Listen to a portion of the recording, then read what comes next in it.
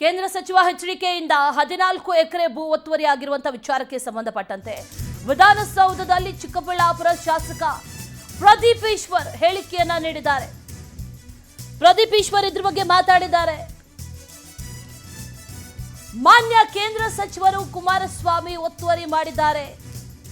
High court ಕೂಡ ತೆರವಿಗೆ ನಿರ್ದೇಶನ ಕೊಟ್ಟಿದೆ.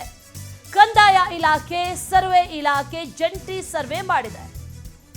ಒತ್ತುವರಿ ಯಾರೇ ಮಾಡಿದ್ರು ಕೂಡ ಒತ್ತುವರಿನೇ ಅಂದಿದ್ದಾರೆ. 2 ಜೆಸಿಬಿಗಳು ಅವರ ತೋಟದ ಬಳಿ ಬಂದು ನಿಂತಿದೆ ಅಂತ ಹೇಳಿದ್ದಾರೆ. ಇನ್ನು ಶಾಸಕ ಪ್ರದೀಪ್ ಈಶ್ವರ್ ಈ ಸಂದರ್ಭದಲ್ಲಿ ಏನ್ ಹೇಳಿದ್ರು ಎಕ್ಸಾಕ್ಟ್ ಆಗಿ ಬನ್ನಿ ನೋಡೋಣ. ಕೆಲವು ಮಾನ್ಯ ಕೇಂದ್ರ ಸಚಿವರು ಕುಮಾರಸ್ವಾಮಿ ಸಾಹೇಬರು ಕೇತಗಾನಹಳ್ಳಿ ಹತ್ರ ಸರ್ವೆ ನಂಬರ್ 7, 8, 9, 10, 16, 17 ಇಲ್ಲೊಂದು 14 ಎಕರೆ ಒತ್ತುವರಿ ಮಾಡ್ಕೊಂಡಿದ್ದಾರೆ ಅನ್ನೋದು ಮೊದಲಿಂದ ಚರ್ಚೆಯಲ್ಲಿತ್ತು. ಹೈಕೋರ್ಟ್ ಖಡಕ್ ನಿರ್ದೇಶನ ಕೊಟ್ಟಿದ್ದು ಅದನ್ನು ತೆರವುಗೊಳಿಸಿ ಅಂತ.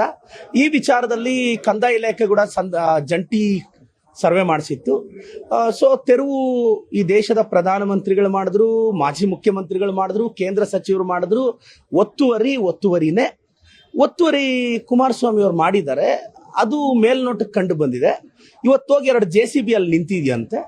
ಯಾರು ಒತ್ತುವರಿ ಮಾಡಿದ್ರು ತೆರವುಗೊಳಿಸ್ತಾರೆ. ಅದಕ್ಕೆಲ್ಲೂ ಸಂವಿಧಾನದಲ್ಲಿ ಎಲ್ಲೂ ಮಾನ್ಯ ಎಚ್ ಡಿ ಕುಮಾರಸ್ವಾಮಿ ಅವರು ಒತ್ತುವರಿ ಮಾಡಿದ್ರೆ ಅದನ್ನ ಯಾವುದೇ ಕಾರಣಕ್ಕೆ ತೆರವುಗೊಳಿಸಬಾರದು ಅಂತ ಸಂವಿಧಾನದ ಯಾವ ಆರ್ಟಿಕಲ್ ಅಲ್ಲೂ ಇಲ್ಲ ಅಂತ ನನ್ನ ಅಭಿಪ್ರಾಯ. ಮಾನ್ಯ ಕೇಂದ್ರ ಸಚಿವರು ಕುಮಾರಸ್ವಾಮಿ ಸಾಹೇಬರು